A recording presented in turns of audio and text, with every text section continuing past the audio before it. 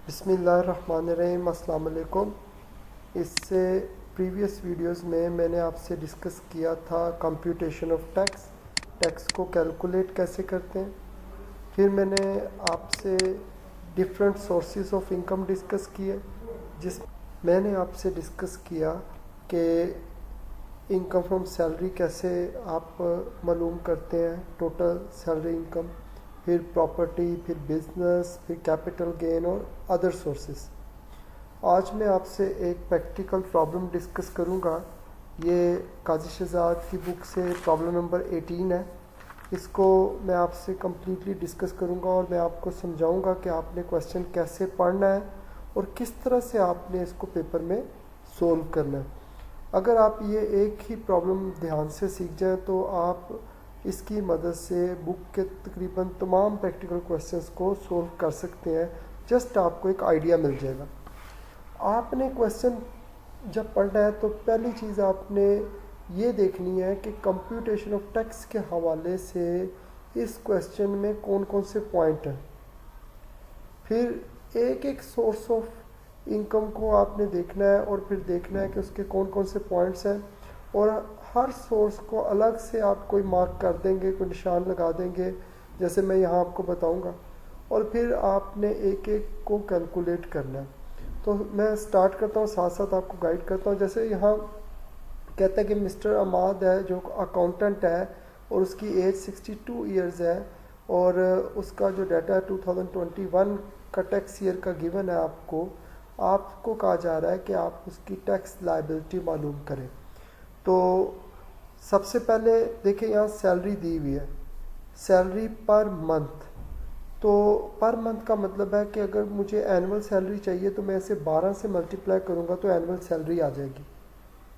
और इसके साथ ही नीचे MTS गिवन है, बेसिक पे स्केल गिवन है। बेसिक पे स्केल में जो पहला पॉइंट होता है, जैसे यहाँ 20,000 है, इसको हम MTS कहते हैं, मिनिमम टाइम स्केल। ये पर मंथ है, इसे 12 से मल्टीप्लाई करेंगे तो ये एनुअल आ जाएगा।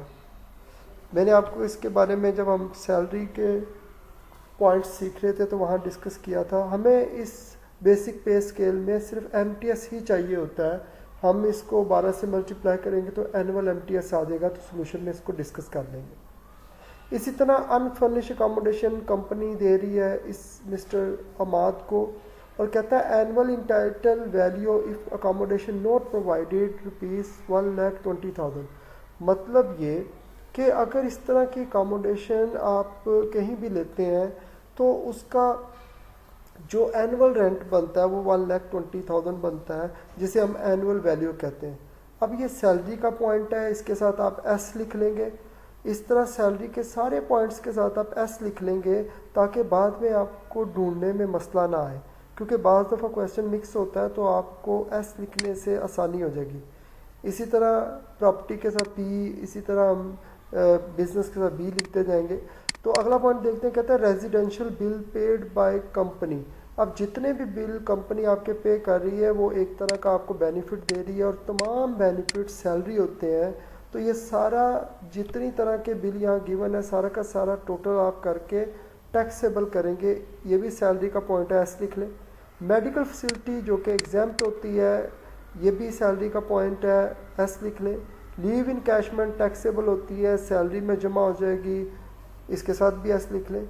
Leave fair assistance including hotel expenses 40,000, ये भी सैलरी का पॉइंट है, टैक्सेबल होता है, सैलरी में जमा होगा। अब यहाँ तक सैलरी के पॉइंट थे, सबके साथ S लिखा गया। आगे कहीं और भी आ जाएगा तो उसके साथ भी S लिख लेंगे। अब अगला पॉइंट है प्रॉपर्टी का।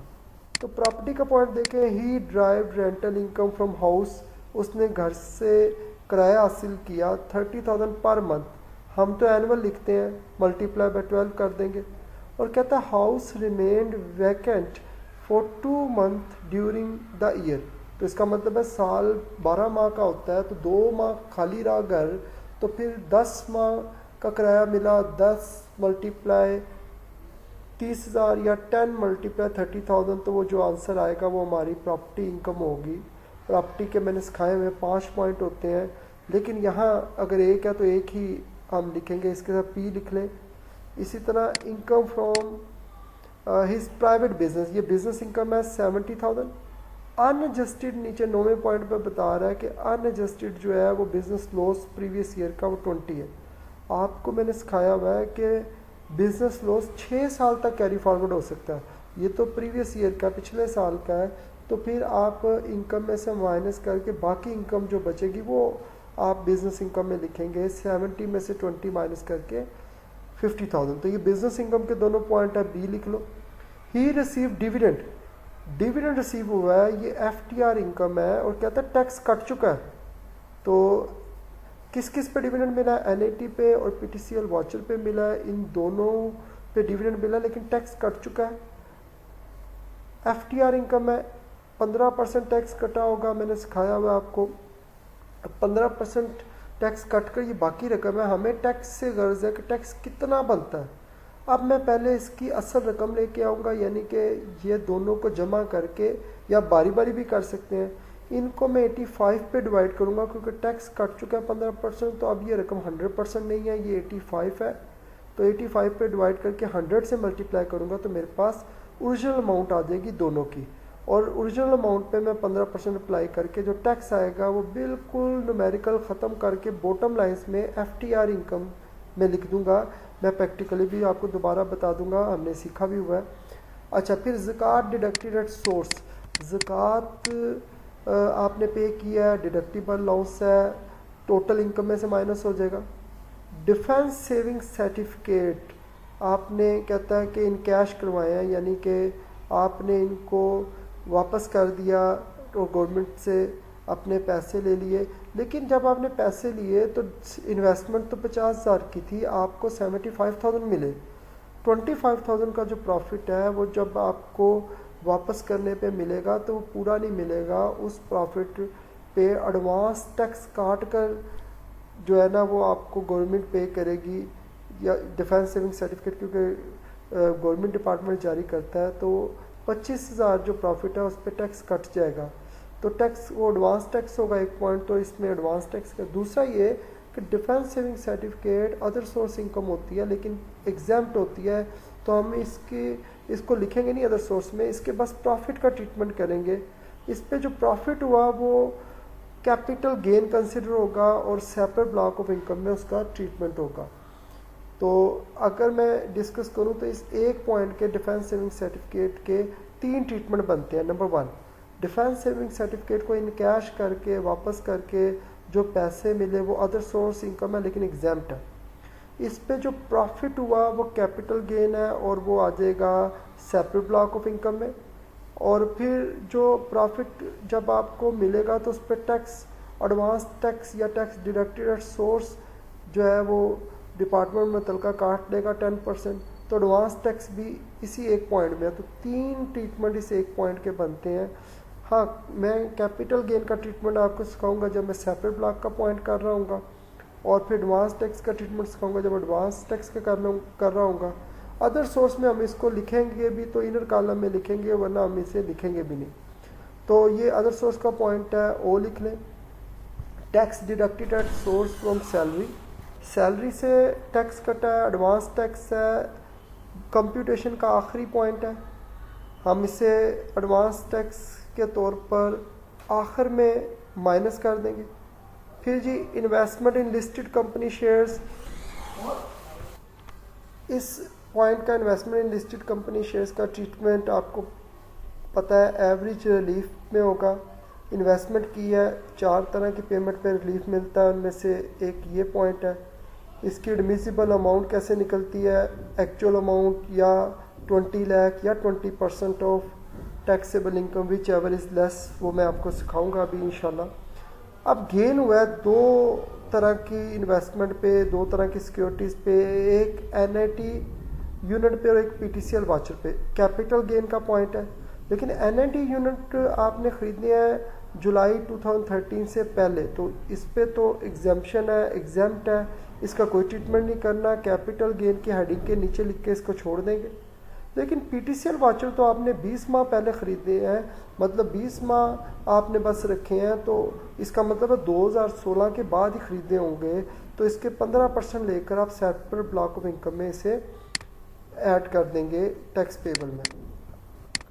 अच्छा, अब ये दो आखिरी पॉइंट 15वां 16वां ये कैपिटल गेन का पॉइंट है। इस तरह आपने कैपिटल गेन के पॉइंट के साथ सी लिख लिया। अब मैंने पूरा क्वेश्चन पढ़ा, अब आपने भी बिल्कुल इसी तरह सोचना है, इसी तरह करना है काम जैसे मैं अभी आपको बताने लगा हूँ। क्वेश्चन पढ़ के मैं पहले ये तय करूँगा कि टैक्स कंप्यूट करने के हवाले से कौन कौन से पॉइंट है। नंबर 1, क्या इस सवाल में AOP से कोई शेयर मिला, नहीं मिला तो AOP का ट्रीटमेंट नहीं करना। फिर देखेंगे क्या ये टीचर है, टीचर नहीं है तो टीचर वाला ट्रीटमेंट भी नहीं करेंगे। इसी तरह देखेंगे क्या फॉरेन इनकम इस बंदे को मिली है कोई, या इसने फॉरेन इनकम कमाई है, नहीं कमाई तो कोई ट्रीटमेंट नहीं होगा। फिर एवरेज रिलीफ का ट्रीटमेंट होता है, एवरेज रिलीफ का क्रेडिट मिलता है। हाँ, इस सवाल में एवरेज रिलीफ का पॉइंट है, इस बंदे ने इन्वेस्टमेंट की है पब्लिक कंपनी के शेयर्स में। फिर उसके बाद हम देखते हैं सेपरेट ब्लॉक ऑफ इनकम। तो सेपरेट ब्लॉक ऑफ इनकम के हवाले से भी पॉइंट मौजूद है, एक प्रॉपर्टी इनकम का पॉइंट और ये 2 कैपिटल गेन, जिनमें से एक एग्जाम्प्ट है और एक का ट्रीटमेंट होगा। इसके अलावा डिफेंस सेविंग सर्टिफिकेट पे भी गेन हुआ, उसका ट्रीटमेंट भी सेपरेट ब्लॉक में होगा। उसको भी हम सिक्योरिटी कंसिडर करते हुए उस पर प्रॉफिट जो होगा वो सेपरेट ब्लॉक ऑफ इनकम में 15% ट्रीटमेंट उसका करेंगे। हम ये समझ लेते हैं कि वो 16 के बाद खरीदें। इसी तरह हम फिर देखते हैं क्या एडवांस टैक्स का पॉइंट है, बल्कि अगर एडवांस टैक्स से पहले एक पॉइंट जिसमें जो registered manufacture as a sale tax act 1990 के तहत अगर कोई रजिस्टर्ड है तो उसे 3% राहत मिलती है, लेकिन शर्त होती है कि उसकी 90% सेल किसी रजिस्टर्ड पर्सन को अगर सवाल में मौजूद है तो हम उसका ट्रीटमेंट भी कर देंगे, लेकिन नहीं है तो छोड़ दें। फिर एडवांस टैक्स, अगर एडवांस टैक्स क्वेश्चन में मौजूद है तो हम ट्रीटमेंट करेंगे। तो 2 पॉइंट एडवांस टैक्स के, एक ये point number defence saving certificate 12 जिसमें हमें प्रॉफिट मिला, तो आपको पता है मुतलका डिपार्टमेंट जो गवर्नमेंट का डिफेंस सेविंग सर्टिफिकेट जारी करता है वो प्रॉफिट पे टैक्स 10% काट कर देगा, तो 10% इसका एडवांस टैक्स का ट्रीटमेंट है। और बिल्कुल इसके नीचे टैक्स डिडक्टेड सोर्स सैलरी पे जो कटा टैक्स, इसका भी एडवांस का ट्रीटमेंट है। तो हमने देखा कि कंप्यूटेशन के जो हमारे पॉइंट है उनमें से इस क्वेश्चन में कितने पॉइंट है। Number 1 average relief, number 2 separate block of income और नंबर 3 एडवांस टैक्स। बाकी जो पॉइंट नहीं है उनको स्किप कर देंगे। अब हम इसको सोल्व कैसे करेंगे, तो सोल्व करने का तरीका कि 5 लाइंस में हेडिंग दे दी जो मैंने आपको सिखाई थी। नाम, tax year end date, residential status हमेशा रेजिडेंट, और कंप्यूटेशन ऑफ टैक्सेबल इनकम। सबसे पहले हेडिंग दे इनकम फ्रॉम सैलरी की, तो इनकम फ्रॉम सैलरी से स्टार्ट करते हैं। सैलरी के पॉइंट के साथ हमने एस लिखा हुआ है। तो सबसे पहले जो उसने सैलरी हमें बताई पर मंथ बताई 34,000।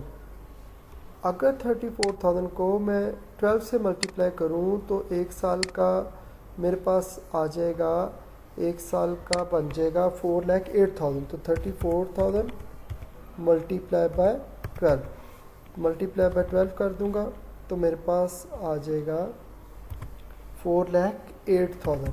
तो मैं यहाँ इसे डायरेक्ट आउटर कॉलम में इधर लिख दूंगा 4,08,000। इसी तरह मैं नेक्स्ट देखता हूँ पॉइंट कौन सा है। नेक्स्ट पॉइंट क्वेश्चन में अकामोडेशन का है, तो तरतीब से इसमें इनर हेडिंग कोई तरतीब नहीं है, मतलब सैलरी के हेडिंग के नीचे आप जिस मर्जी तरतीब से लिखें तो बेहतर है कि जो तरतीब उसने दी है उसी को फॉलो करें।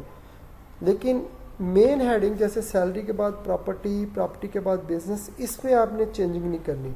तो अनफर्निश अकामोडेशन है, फर्निश अनफर्निश का एक ही ट्रीटमेंट है। एनुअल वैल्यू दे दी उसने 1,20,000। तो मैंने आपको सिखाया हुआ है क्या करेंगे, इनर कॉलम में लिखेंगे पहले उसकी अकामोडेशन की एनुअल वैल्यू। एनुअल वैल्यू आपको दी हुई है 1,20,000। इसको मैं कंपेयर करूँगा 45% ऑफ MTS, अगर MTS गिवन है, और अगर MTS गिवन नहीं है तो बेसिक सैलरी। सवाल में MTS गिवन है और MTS क्या मैंने बताया था ऊपर 20,000 था पर मंथ। अगर मैं एनुअल MTS निकालना चाहता हूँ तो 20,000 मल्टीप्लाई बाय 12, तो मेरे पास एनुअल MTS आ जाएगा। जो भी आंसर आएगा उसका 45% लूँगा, वो मेरे पास आंसर आ रहा है जी 45% लेकर ये बन जाएगा 1,08,000। 1,00,000 वैल्यू 1,20,000 और 45% ऑफ MTS 1,08,000। दोनों में से जो हायर होगा विच एवर इज़ हायर जो होगा वो टैक्सेबल होगा। तो 1,20,000 हायर है तो वो आप टैक्सेबल कर दोगे आउटर कॉलम में। अच्छा, आगे हम देखते हैं जी रेजिडेंशियल बिल जो कह रहा है एम्प्लॉयर ने पे किए हैं, तो वो सारे बिल अगर हम जमा करें तो टोटल अमाउंट बनती है जी, सारे बिल जमा करके 1,22,600। तो मैं इधर सारे बिल मैंने पहले से लिखे हुए हैं, इनको मैं अगर बारी बारी लिख भी दूँ, जैसे एक है 72,000, फिर सेकंड है 12,000, फिर थर्ड है 12,000 के बाद 14,000, इसी तरह फोर्थ नंबर पर है 14,000 के बाद 9,600, और इसी तरह 9,600 के बाद 15,000। अगर हम इन सब को जमा कर दें तो जो आंसर आता है वो आता है 1,22,600। अच्छा, इसके बाद क्योंकि ये टैक्सेबल आउटर कॉलम में लिख देंगे, मेडिकल फैसिलिटी का पॉइंट गिवन था, मैंने ऑलरेडी वहाँ टाइप इसलिए कर लिया कि टाइम हमारा सेफ हो जाए। मेडिकल फैसिलिटी 20,000 है और एग्जाम्प्ट होती है, हम एग्जाम्प्ट वाले पॉइंट्स को इनर कॉलम में लिख के छोड़ देते हैं, और इनर भी लिख सकते हैं 20,000 लिख के छोड़ दें, क्योंकि इसका कोई ट्रीटमेंट नहीं, मैं इसको जो है वो अंडरलाइन भी कर सकता हूँ, डबल लाइन लगा दूँ ताकि पता लगे कि भी ये एग्जाम्प्ट है, ये देखें। अच्छा, इसके बाद लीव इनकैशमेंट टैक्सेबल होती है। लीव इनकैशमेंट की अमाउंट जो है वो 25,000 है। मैंने पहले से इसलिए टाइप किया कि हमारा टाइम सेफ हो जाएगा, वहाँ से हम उसी तरतीब से मैंने टाइप किया जिस तरतीब से दिया हुआ था। लीव फेयर असिस्टेंस जो है वो आपको सिखाया हुआ है कि जब छुट्टी पे एम्प्लॉय जाता है तो उसकी आने जाने के किराया दे देते हैं कॉल ऑफिस वाले, इसी तरह और थोड़ी बहुत असिस्टेंस होटल की दे देते हैं। तो 40,000 था इंक्लूडिंग जो था होटल एक्सपेंस, तो वो मैंने टोटल इंक्लूडिंग लिख दिया। अब इन सारे पॉइंट को मैं जमा कर दूंगा, जब मैं जमा कर दूंगा तो मेरे पास टोटल सैलरी आ जाएगी। इन सारे पॉइंट को जमा करके जो टोटल सैलरी बन रही है वो बन रही है, वो अमाउंट बन गई जी आपकी टोटल से जमा करके जो अमाउंट बनती है वो बन रही है टोटल सैलरी 7,15,600। अब इस टोटल अमाउंट को मैं बोल्ड कर देता हूँ ताकि आपको आसानी से जो है वो नज़र आ जाए टोटल सैलरी। अब इसके बाद आपने प्रॉपर्टी इनकम निकालनी है। सवाल में प्रॉपर्टी इनकम एक ही थी, रेंट, और वो भी 10 मंथ के लिए आपकी जो है ना वो प्रॉपर्टी जो है वो रेंट पर रही है। तो उसने बताया कि 30,000 पर मंथ किराया है, तो 10 मंथ का किराया मल्टीप्लाई बाय 10 कर लेते हैं, तो वो हमारा 30,000 मल्टीप्लाई बाय 10, तो वो हमारा पूरे साल का रेंट आ जाएगा। वो रेंट बनता है 3 लाख। अब 3 लाख जो रेंट है उसका ट्रीटमेंट आपने यहाँ नहीं करना, सेपरेट ब्लॉक ऑफ इनकम में करना है। तो यहाँ मैं इसको अंडरलाइन कर देता हूँ, इनर में लिख के छोड़ देता हूँ। अच्छा, इसके बाद बिज़नेस इनकम है। इस सवाल में 2 बिज़नेस इनकम है, बल्कि एक ही बिज़नेस इनकम है, और वो है इस सवाल में बता रहा है आपको। हम ऊपर चल के देखते हैं जी वो क्या कहता है। 70,000 है जी बिज़नेस इनकम, और वो कहता है कि एक लॉस भी हुआ है, और वो लॉस ये हुआ है कि पिछले साल का लॉस आपको बता रहा है 20,000। तो कैरी फॉरवर्ड हो सकता है लॉस, अगले साल आप लेस कर सकते हो, 6 साल तक कर सकते हो। तो मैं ये करता हूँ कि 70,000 इनर कॉलम में लिख के उसमें से 20,000 जो है वो मैं माइनस कर देता हूँ। तो माइनस करके जो आंसर आएगा वो आउटर कॉलम में आ जाएगा, और वो बिज़नेस इनकम है। अब मैंने 3 इनकम लिख दी, प्रॉपर्टी, फिर बिज़नेस, और इसी तरह सैलरी। बोल्ड कर देता हूँ ताकि आपको इजीली जो है वो अंडरस्टैंड हो जाए। इसको मैं ऊपर लाइन लगा देता हूँ ताकि आपको पता लग जाए कि अभी सैलरी टोटल कर ली, प्रॉपर्टी इनर में लिख दी, बिजनेस। इसके बाद कैपिटल गेन का पॉइंट देखते हैं। तो कैपिटल गेन 2 उसने कैपिटल गेन बताया, एक NAT यूनिट से और एक PTCL से। NAT यूनिट से जो हुआ है वो एग्जाम्प्ट है, इनर में लिख के छोड़ दूंगा, और PTCL वाला 20 मंथ अपने पास रखा है, treatment separate block of income में होगा। तो एक है हमारे पास अमाउंट 6,500 और एक 15,000। तो 6,500 NAT यूनिट से एग्जाम्प्ट है, तो मैं 6,500 लिख के इनर कॉलम में छोड़ देता हूँ, क्योंकि ये एग्जाम्प्ट है, इसका ट्रीटमेंट आपको नहीं करना। इसी तरह गेन फ्रॉम PTCL, ये भी इसका ट्रीटमेंट कहाँ होगा, सेपरेट ब्लॉक ऑफ इनकम में। तो मैं यहाँ लिखता हूँ SBI, separate block of income में है। मैं अमाउंट चाहे इसको लिख देता हूँ, क्योंकि अगर यहाँ ना भी लिखूँ, डायरेक्ट टू द ट्रीटमेंट करें तब भी ठीक है, मैं वैसे लिख देता हूँ ताकि आपको समझ आ जाए कि इनर में लिखा है, इसका treatment separate block of income में होगा। अच्छा, इसके बाद जो है वो हम लिखते हैं अदर सोर्स इनकम। सवाल में अदर सोर्स इनकम मौजूद है, डिफेंस सेविंग सर्टिफिकेट, लेकिन वो एग्जाम्प्ट है। अगर एग्जाम्प्ट है और एक ही पॉइंट है तो लिखने की ज़रूरत नहीं है।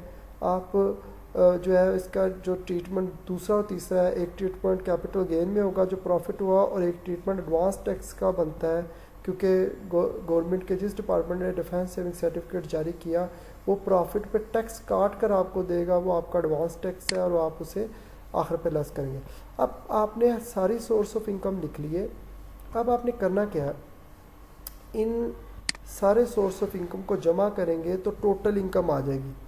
मैं इनकी टोटल इनकम निकाल देता हूँ। ये टोटल इनकम मेरे पास आ गई, तीनों को जमा करके 7,65,600। ये जो टोटल इनकम हमारे पास आ गई है, इस इनकम में से हमें डिडक्टिबल अलाउंसेस माइनस करने हैं।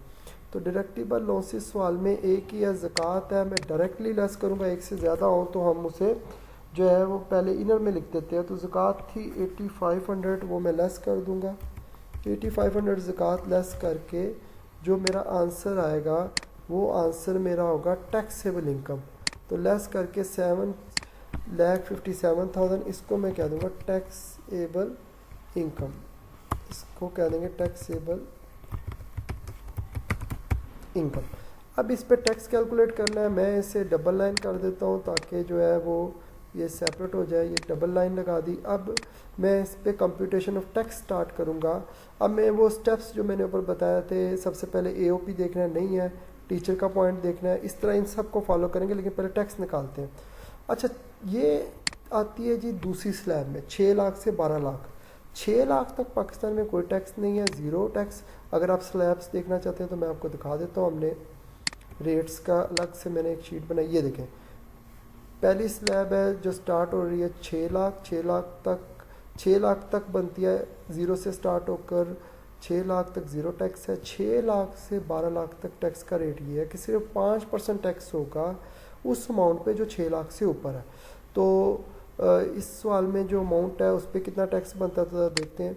इस सवाल में जो अमाउंट है उस पर टैक्स है, वो शीट ओपन कर लेता हूँ।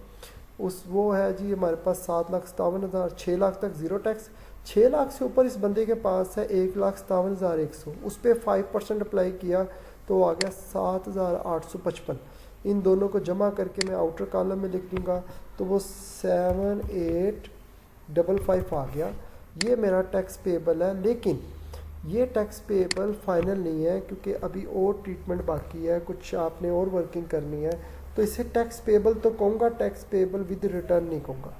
अब मैं देखूँगा कि क्या ये बंदा टीचर तो नहीं, टीचर नहीं है, एओपी तो था नहीं, टीचर भी नहीं है। फिर मैं देखूँगा इसने कोई ऐसी पेमेंट की है जिस पे रिलीफ मिले। तो इसने एक ऐसी पेमेंट की है जिस पे रिलीफ मिलेगा और वो इसकी investment in public company shares है। तो वो इन्वेस्टमेंट जो उसने पब्लिक कंपनी शेयर्स में की है वो इन्वेस्टमेंट, ये देखिए मैं अभी आपको स्क्रीन पे दिखा रहा हूँ, investment in public company shares, listed company shares 1,90,000 है। इस पर रिलीफ मिलेगा यानी टैक्स क्रेडिट मिलेगा। तो कंप्यूटेशन के बाद ना एओपी था ना टीचर था, तो हम क्या करेंगे कि एवरेज रिलीफ का पॉइंट करेंगे। ये देखें मैंने पहले से ग्रीन हाईलाइट किया हुआ, लिखा हुआ लेस एवरेज रिलीफ। फार्मूला होता है ग्रोस टैक्स या टैक्स पेबल, दोनों में से जो अवेलेबल है। ग्रोस टैक्स या टैक्स पेबल दोनों में से जो अवेलेबल है, मतलब ये कि अगर सवाल में एओपी हो तो ग्रोस टैक्स होता है, फिर वो ग्रोस टैक्स लिखते हैं, divide by taxable income. AOP होगा तो टैक्सेबल इनकम जो लिखनी है वो इंक्लूडिंग एओपी लिखनी है। तो gross tax divided by taxable income multiply amount admissible. और एडमिसिबल अमाउंट निकालने का मैंने तरीका आपको सिखाया हुआ है। अगर पब्लिक कंपनी के शेयर्स में इन्वेस्ट करें तो एडमिसिबल अमाउंट निकालने का तरीका है आपका कि आपने क्या करना है कि एडमिसिबल अमाउंट कैसे निकालनी है। एक्चुअल जो इन्वेस्टमेंट की, जैसे यहाँ लिखा हुआ है, या टैक्सेबल इनकम का 20% या 20 लाख, तीनों में से जो कम होगा वो एडमिसिबल है। तो तीनों में से कम जो है वो 20% आया, वो मैंने लिख दिया। एडमिसिबल अमाउंट का मतलब है इस फार्मूले में लिखना है उसको। तो एडमिसिबल अमाउंट इस फार्मूले में मल्टीप्लाई होती है। तो ग्रोस टैक्स मैंने लिखा, डिवाइडेड बाय टैक्सेबल इनकम जो मैंने ऊपर निकाली थी वो लिखी। जैसे मैं आपको दिखा देता हूँ कौन सी निकाली थी। ये टैक्सेबल इनकम है, मैं आपको दिखाता हूँ। ये 7,57,100 इससे डिवाइड किया और मल्टीप्लाई कर दिया अमाउंट एडमिसिबल जो मैंने फार्मूले की मदद से निकाली, जो कंप्यूटेशन में मैंने आपको सिखाई थी।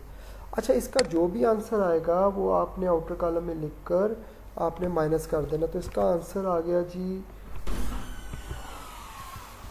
क्या आंसर आ गया जी इसका, मल्टीप्लाई करके 1571, ये माइनस करके जो भी आंसर आएगा, अब वो आंसर टैक्स पेएबल है, तो इसको माइनस करके जो आंसर आएगा वो आंसर बन रहा है, माइनस करके फार्मूला भी लगा सकते हैं या इस तरह मैं लिख देता हूँ 6284 हमारा टैक्स पेएबल है, वो टैक्स पेएबल मैं लिख देता हूँ।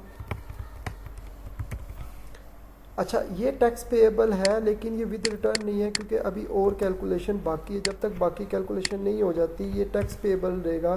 फाइनल अमाउंट जो है वो टैक्स पेएबल विद रिटर्न होगी। इसके बाद मैं देखूंगा सेपरेट ब्लॉक ऑफ इनकम में, पहली separate block of income property income है। 3 लाख थी प्रॉपर्टी इनकम, 3 लाख पे टैक्स कैसे कैलकुलेट करना है। पाकिस्तान में जो प्रॉपर्टी इनकम है उसका टेबल मैंने आपको बताया हुआ, 2 लाख तक प्रॉपर्टी इनकम पे टैक्स 0 है।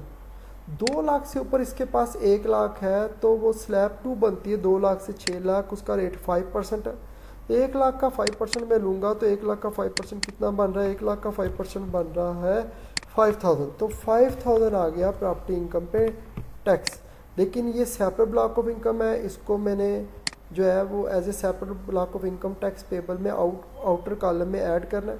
अच्छा, बजाय इसके कि मैं एक एक करके separate block of income add करूं, मैं एक ही दफ़ा भी इकट्ठी करके भी ऐड कर सकता हूं। जैसे एक मेरे पास आ गई सेपरेट ब्लॉक ऑफ इनकम 5000, ये मैं अभी बाकी में ऐड करके लिख दूंगा। बाकी क्या है, इस सवाल में PTCL वाचर पे आपको जो है वो बता रहा था गेन हुआ है और ये वाचर आपने बेचे हैं 20 माह रख कर, तो 2016 के बाद अगर ख़रीदते हो तो 15% होता है गेन का।